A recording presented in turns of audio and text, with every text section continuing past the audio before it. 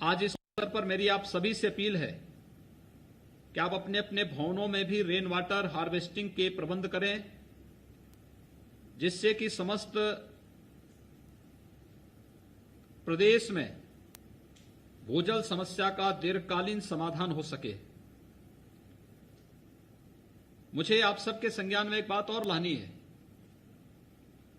कि प्रदेश में जिन क्षेत्रों में खासतौर पर भूगर्भीय जल किन्हीं कारणों से, जिन क्षेत्रों में आप खारा देख रहे होंगे, आर्सेनिक और फ्लोराइड की समस्या जिन क्षेत्रों में देखने को मिल रही है, इसके पीछे कारण भी भूजल का अतिदोहित होना है। यानी जब भी हम प्रकृति के इन उपहारों के साथ अपने स्वयं के स्वार्थों के लिए खिलवाड़ करेंगे तो उसकी कीमत हमें इस रूप में चुकानी पड़ेगी। जो आज प्रदेश के विभिन्न क्षेत्रों में आप देखते होंगे कि वहां पर जल में खारापन आ गया, या फिर जल में आर्सेनिक और फ्लोराइड की मात्रा इतनी अधिक हो गई कि वह जल सामान्य रूप से पीने लायक नहीं है। और हमें एक प्रयास प्रारंभ करने होंगे। जल संरक्षण के लिए जो भी उपाय हैं, इस समय सरकार ने भी खेत तालाब योजना के माध्यम से, चेक डैम बना करके, रेन वाटर हार्वेस्टिंग के माध्यम से ये सभी प्रयास आगे बढ़ सकते हैं। और इसलिए पहले चरण में हम लोगों ने प्रदेश के सभी सरकारी भवनों को इसके रूप में लिया है। दूसरा, नगर निकायों में यह अनिवार्य किया गया है कि 300 वर्ग फीट से ऊपर के कोई भी आवास होंगे जिन्हें नक्शा पास कराने की बाध्य होगी, उन्हें भी चरणबद्ध ढंग से हम लोग रेन वाटर हार्वेस्टिंग की प्रक्रिया के साथ जोड़ेंगे।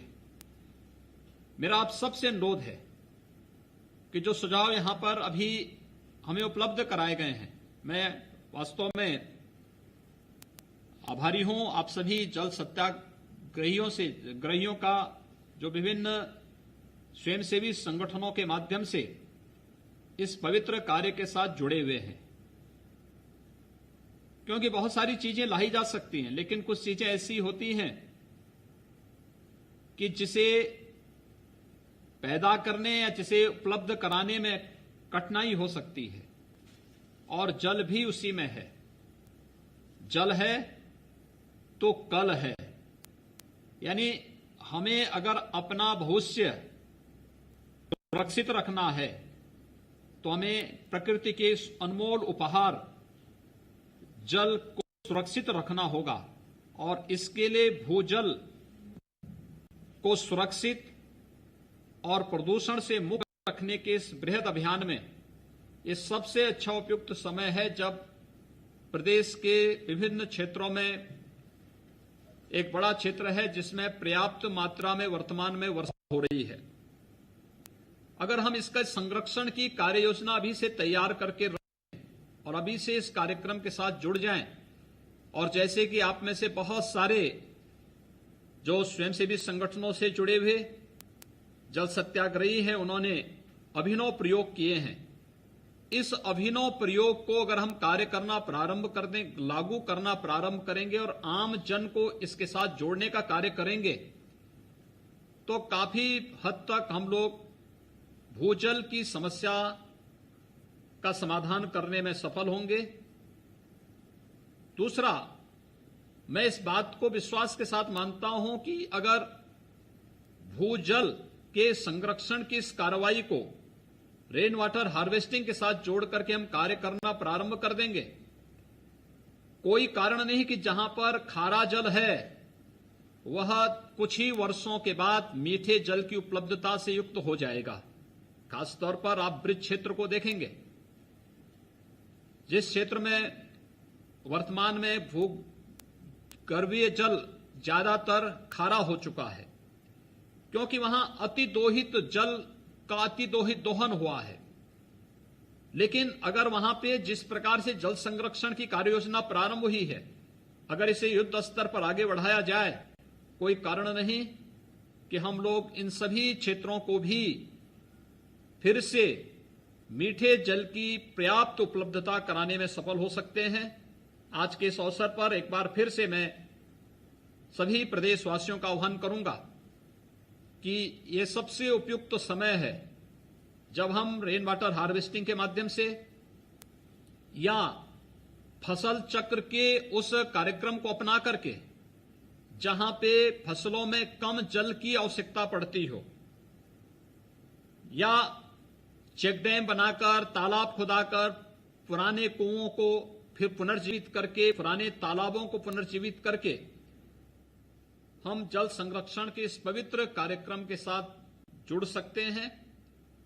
मुझे लगता है कि अगर थोड़ा भी हमारे द्वारा किया गया एक थोड़ा सा प्रयास भी प्रदेश को फिर से जल समृद्धि की ओर अग्रसर करके देश में एक समृद्धितम प्रदेश के रूप में इसे अग्रसर करने में सफल होगा।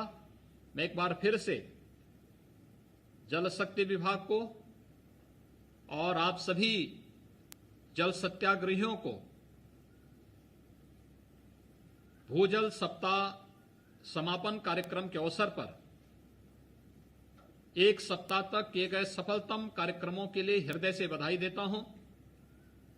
जो कार्यक्रम इस एक सप्ताह के अंदर अलग अलग जनपदों में, अलग अलग विकास खंडों में हुए हैं, ये कार्यक्रम हम लोग निरंतर आगे गांव-गांव तक और हर कस्बे तक पहुंचाने का कार्य करके छोटी छोटी गोष्ठियों के माध्यम से टेक्नोलॉजी का उपयोग करते हुए हम लोग उसको प्रत्येक जन तक पहुंचाने में एक बड़ा कार्य कर सकते हैं। मैं जानता हूं कोविड-19 है, बड़े समारोह नहीं हो सकते हैं। अगर कोविड-19 का संक्रमण नहीं होता तो हो सकता है कि हम इस कार्यक्रम में किसी बुंदेलखंड के किसी जनपद में या ब्रज क्षेत्र के या बिंद क्षेत्र के किसी जनपद में होते, लेकिन कोविड-19 के संक्रमण को बचाने के साथ ही हम लोगों को इस कार्यक्रम को भी आगे बढ़ाना है और इसलिए ये प्रयास प्रारंभ हुआ है।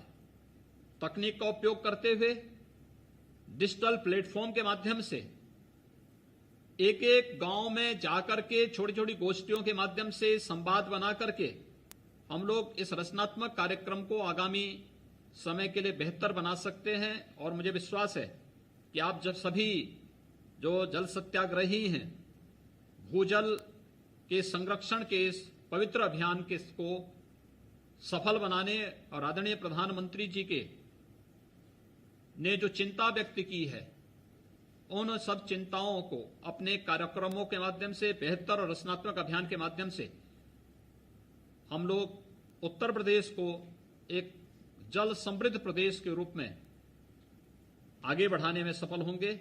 आपके इस पूरे अभियान के प्रति मेरी शुभकामनाएं हैं। धन्यवाद। जय हिंद।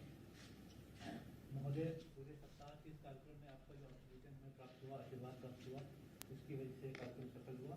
हम लोग बहुत बहुत धन्यवाद देते हैं माननीय मुख्यमंत्री जी श्री योगी आदित्यनाथ जी का, जिनके आशीर्वाद है। और तमाम मुद्दों को लेकर के सीएम योगी आदित्यनाथ ने बात की। उन्होंने कहा कि गिरता हुआ ग्राउंड वाटर लेवल एक चिंता का विषय है और जिसके लिए काम करने की बहुत ज़्यादा ज़रूरत है।